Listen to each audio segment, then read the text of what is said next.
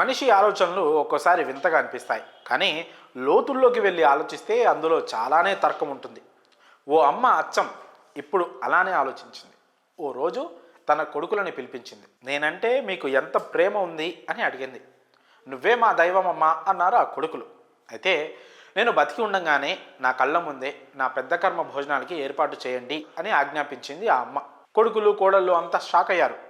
వినడానికి కాస్త విచిత్రంగా అనిపించే ఈ ఘటన పెడన మండలం ముచ్చర్ల గ్రామంలో చోటు చేసుకుంది.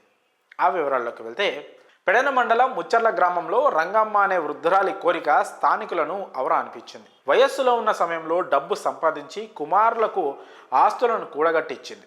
ఇప్పుడు ఆమె వృద్ధాప్యంలో ఉంది. అయితే ఆ వృద్ధురాలి మనసులో ఒక ఆలోచన పుట్టింది. ఆలోచన వచ్చిన వెంటనే దాన్ని ఆచరణలోకి తీసుకురావాలని తన కుమారులతో మాట్లాడింది. ఆమె బతికున్న సమయంలో కుమారులు తల్లి కోసం వంతులేసుకోవడం చూసి ఆమె మనసు గాయపడినట్లు అనిపించింది.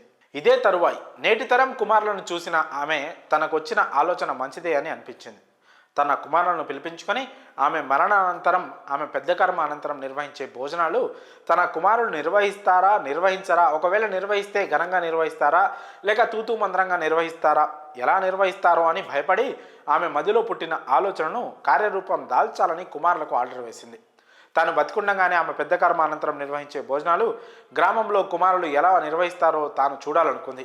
ఆ గ్రామంలో గొప్పగా జీవించిన ఆ తల్లి పెద్ద కర్మ అనంతర భోజనాలు గ్రామ ప్రజలకు సరిగ్గా పెడతారో లేరోనని భావించి తన కుమారులను పిలిపించి ఆమె బతికి ఉన్న సమయంలోనే పెద్ద కర్మ భోజనాలు నిర్వహించాలని ఆజ్ఞాపించింది.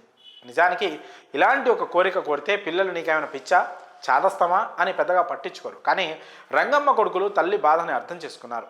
ఆమెలో ఆందోళన తీసేయాలని అనుకున్నారు. ఇందుకోసం అమ్మ కోరికని నిజం చేశారు. భోజనాలు గ్రామంలో నిర్వహించే విధంగా గ్రామస్తులకు ఆహ్వానాలు అందించారు.